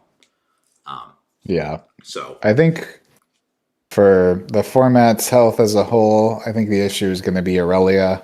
That deck is very dumb and is extremely oppressive. So I think things need to go out of that deck. I don't know what it is specifically out of Aurelia that needs to go, but something needs to go. Can we redirect I hate to cut you off, but if you cast Falling Star one time, this guy loses like 20% of the creatures in his deck. If you casted... If you were a Kaiser deck, like just playing Falling Star and Singularity, if you cast all 3 Falling Stars and all 3 Singularities, he would have no units left. Just your 6 cards make it so he can't win the game anymore. Like, can we talk? Like, if you had Piercing Light, like, if your deck just had, like, 8 removal spells in it, you could literally delete all of his creatures before he could win the game. Like, he doesn't even have a way to give his guys haste. So, like, he doesn't have a way to make his guys come in and score immediately. Like, this has a literal 0% in a Victor. He sides a Teemo! What is the Teemo for? Explain it to me! Why does he have a Teemo in this deck? What does this Teemo do? This my bad, chat. I knew that I would make Alex explode. What does that Teemo do? Do not I'll give you $1,000. No, 1,000's too much because someone might get me. I'll send you $100 right now if you can explain to me a reason that one of Teemo is in there, and you can explain it to me logically and make me agree with you. And I'm a reasonable guy. Well, I'm a somewhat reasonable guy. If you can give me a real explanation for why there's one fucking Teemo in this list, I will PayPal you $100 right now. If you can convince me there is a reason for one fucking Teemo in this deck. It's to have additional hidden things that your opponent has to play around once you've exchanged deck lists. A good reason, Colin. A good reason. Now, I don't want to know what his logic was. I want a good. I'm making top cut anyways, right? That's going to be my plan. So, if I have this one Teemo out of the board, then games 2 and 3. Now you have to play around Teemo as my hidden. I will literally not do that. You will set it, and I will simply fight or flight your guy out. And you can flip the Teemo, and I'll go, wow, that does nothing. He did play against the odds, so good for him for keeping at least... Teemo is one of the few things to increase your odds on an opponent's Brynhir turn. Okay. I don't think it increases enough over Edge. I almost like Burger King's explanation enough to give him... If this was in America, I'd probably send you $100. He said it's a fantasy football punishment. I almost like that. If we were... Yes, if we were going to, if this was in America, I would send you your $100, Burger King. I don't think they play fantasy football here, but that would be, I would actually fuck with that explanation. So, Zedral. Wait, how does this work? Did you send us another? Hey guys, thank you for donating again, Zedral. Is that how this works? I don't really understand. But are you guys going to Houston for the Set 1 tourney? Yes, we are all going to Houston. Myself maybe being the exception because my mom's birthday is Sunday, so I might have to like fly out early, trying to figure that out as we speak. So, but yes, the rest of us will be there in full force. Yeah, if you see us, we'll have the shirt. Come up and say hi. We're very nice. So I know for sure myself, Anton, and Daniel will all be there, as well as a few of our other guys as well. So definitely come and say hi. It'd be nice to meet everyone. Fucking Teemo. I would boot this guy out of the tournament on principle alone. Like, okay, so you have to go into the set decks next, or do we think he's going to get stun locked with a 79% spiciness set? You're the one who should be mad about whatever I'm about to open up. Okay, he did the thing. We already did this. He just did this. Yeah. At least I respect this because this was a deck that Colin had come up with in set one, and it was absolutely dog pissing consistent. But when it worked, this was the best deck in the game, hands down. There's no beating this. You'll literally 0%. Like when you open ramp into Aurora into Divine Judgment, the game is over. It does not matter what they do. They can delete your Aurora. Nothing matters. You just win. Yes. So I actually fucked with this because we already kind of played it. I do not know why Commander Ledros is in there. You almost had me, buddy. I do not understand why Rally the Troops is in here. What are you doing, you fucking moron? Like, what? I think it's just another confront. It just draws a card. Yeah, sure. Yeah, I guess you want to consider 2-mana draw a card. Yeah. I mean, the amount of for this card this deck has like there's 2 Blood Money and 2 Rally the Troops. I think that might be it for set 2 cards. So yeah, he has 4 set 2 cards. So I will say, Orange Yellow has the absolute best creature that can come out of Aurora, in my opinion. I mean, maybe there's an argument for Mind Splitter, but Harness Dragon is so broken out of Aurora. I guess Mind Splitter in certain matchups is better, like if you're playing control deck, but like, I can tell you in an Aurora mirror, this is the literal nuts to pop out. Like, you fucking just delete their guy, delete their guy, delete their guy. Like, this guy's crazy. Like, this is pretty much the same exact deck you had in set 1. So, like, he had the arena bar. It's pretty close. Yes. I had the make a 1/1 gear forge. I think was pretty good because it just gave you like infinite guys off Dazzling Aurora. Yeah. But I see someone in chat said they just finished Expedition 33. Yeah, definitely take your time to soak that one in. Fantastic game. Fantastic. Oh, it's a video game. Oh, I thought that was like one of those like weird porn memes on the internet. No. It was Game of the Year last year, and it was just one of the more innovative and great games to come out in the past while. I'm a big fan. I recently got all achievements in that game, so 10 out of 10 would recommend. Alex, thoughts on Rockfall Path and Rek'Sai? Feeling like I cooked on something. My thoughts is you're about to be banned permanently from our YouTube channel. That's my thoughts on Rockfall Path. That's another card you enter. If you show up with Rockfall Path in your Rek'Sai deck, I'm going to remove you from the tournament. Like, actually, it's probably not even the worst one. I actually think I talked about Rockfall Path in Rek'Sai and said, this is probably like one of the more reasonable battlefields you can play. I actually don't even remember my own opinions anymore. I have so many of them. I'm just so lost in the sauce. But today, my opinion is if you play Rockfall Path in anything, you're out. You're not allowed to play. I mean, it's the same thing as, like, I'm sure as a Vile Maw's Lair, except worse, right? I'm sure there's some niche situation where it comes Vile up. Maw's Lair, but it's not good. Yeah. The rest of this deck that might be it for top 64. I think this deck is I like, if this deck was a little more consistent, I actually think this would be a real deck. Like, if it just had so Yi has the upside of having Find Your Center, which is another draw card and another ramp card, and then MF has the upside of now having Called Shot, but before it had Stacked Deck. This is a good comment. Got to play Rockfall Path to counter that guy's sideboarded Teemo.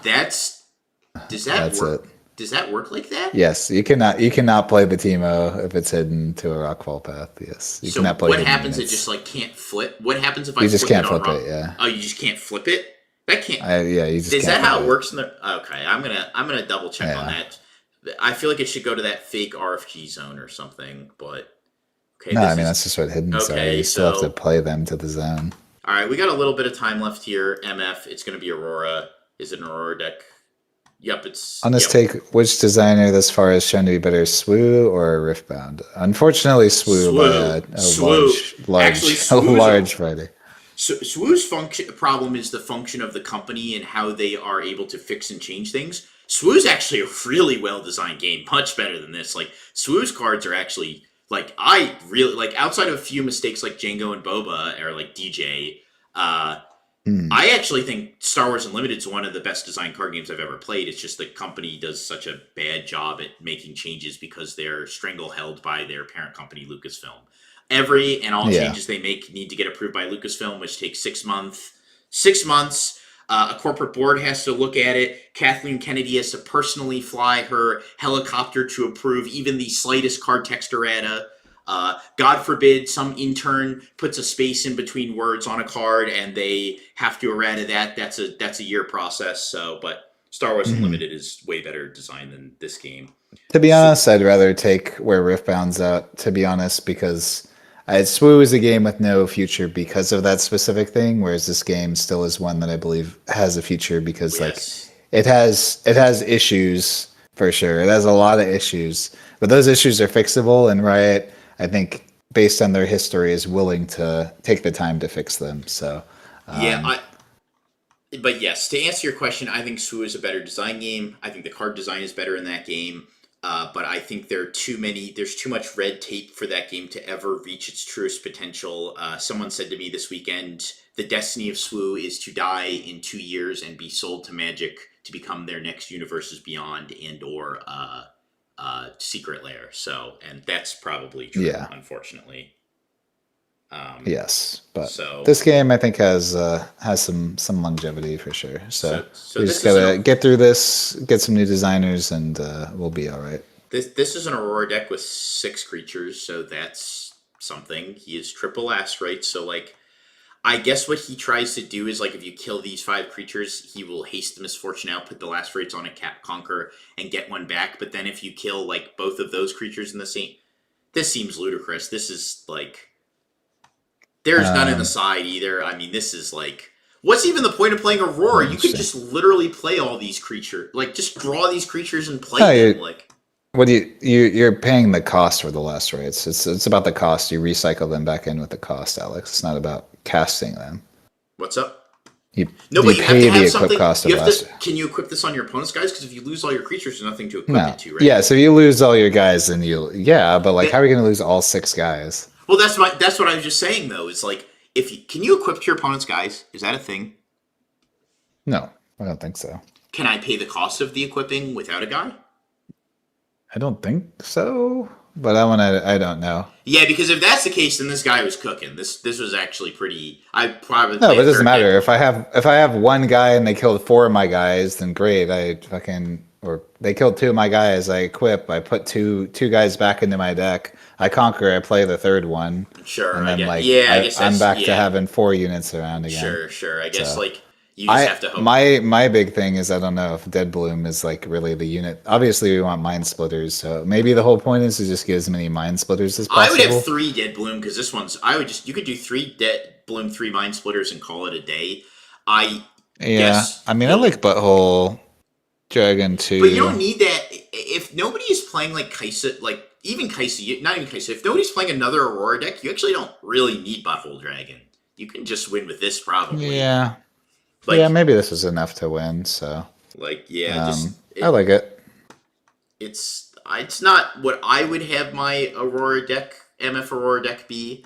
Which we are writing a guide for. Billionaire Anton is writing a guide for MF Aurora right now and what that should look like. And some of this stuff isn't too far off, but he definitely has more than 6 creatures in his deck. So, okay, we've got another Hari, Lucian, blah, blah, blah, blah. Oh, Lux. Okay, well, that's all top 128. That stuff didn't even make top cut. So, I mean, we're getting to the end here, so I figured I'd go through a few more Altar of Memories. Jesus.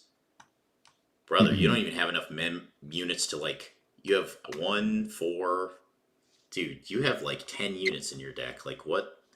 This guy's got 12 units and he's playing Altar of Memories. Oh no, that's garbage. Yeah, I don't know. I tried playing this Altar of Memories card just as a joke in Rek'Sai to see if it worked. It does not. It is terrible. Do not play this card.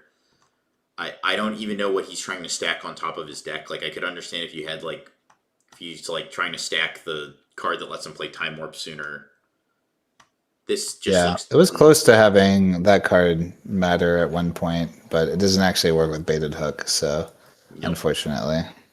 No, this is just another it's like a Victor control deck, but now it's like crazy how far down the Sivir is. It is not crazy if you had followed Challenger TCG's tier list, you'd understand that Sivir was never a good deck. And if you want to see our updated tier list, there it is for you guys.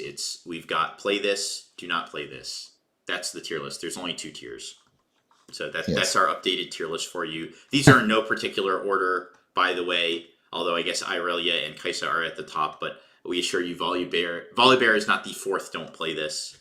This is your tier list, in case you missed it. Not in any particular order. Not in any particular order. No.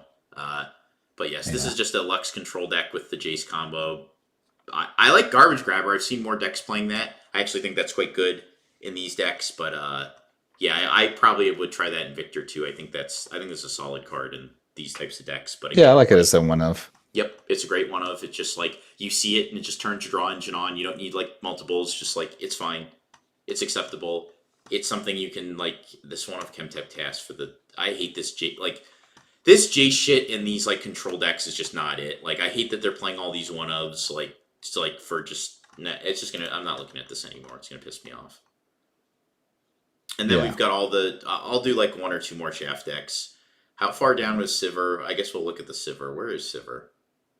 Sivir not even in top 128. That's crazy. Oh my god, I want to see what the Orin looks like actually. I want to see how close this was to ours. It's really close actually. Besides we didn't play time walk. It's really good. Meditation we didn't play. Yeah, it's pretty much just our list. Yeah, this is this is really close to our list. He's got the energy conduit and the hex tech. That's crazy. Hmm. Yeah, meditation's okay. I mean, we just had progress day instead, but maybe meditation's not bad. Yeah, maybe meditation. Yeah, or I can see that. Yeah, 5 seals that was more Caleb's shit than me. Not enough counter spells as well. That's its biggest issue that this list has is 1 defy, 3 not so fast. We were jamming nine of them bitches. Yeah, Alter is just a gear you can play on 2 to sack the Jace. I mean, why not just play the Chemtech cast then? Like, I don't know. But what is I don't understand. Yeah. Like, a lot of these motherfuckers must be losing fantasy football bets because some of these decks are just... But I still have noticed the further down we've gone, the less one-ofs we have. So maybe that's just like a flex for the good play. It's like a joke amongst the good players. Just flex and play all one-ofs. We've got a team. Had a good conversion rate. She did, but it was such a small sample size that it's really hard to to give it much merit. We don't know what that person's bracket was. What's the best Garen deck? I gotta know, actually. I want to see the best Garen deck. How many Garens entered? 2. 2. All right.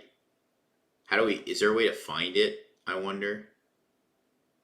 I don't actually know if there's a way to do. Oh, that's Leona. I mean, or I guess you can. So you can go to decks, tournament decks up at the top, or so where are we metagame? Going?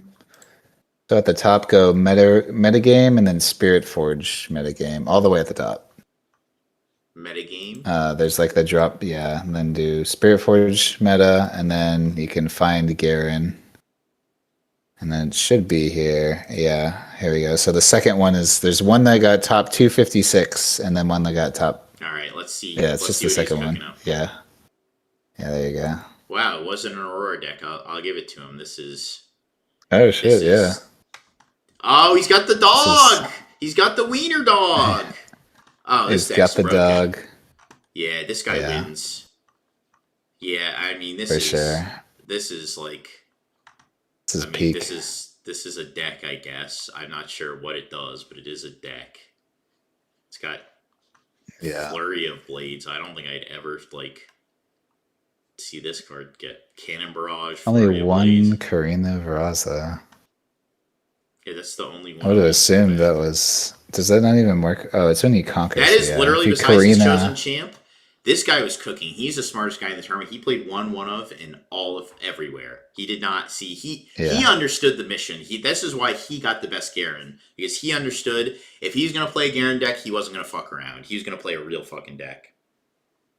True. Yeah, Cannon Barrage Decree combo is kind of juice. I do agree with that. Or Yeah, I couldn't guess find more Karina. Flurry of Blade, I guess, with Imperial Decree. Yeah, that's kind of cute. Yeah. All right. Maybe this guy Curious took with it. the.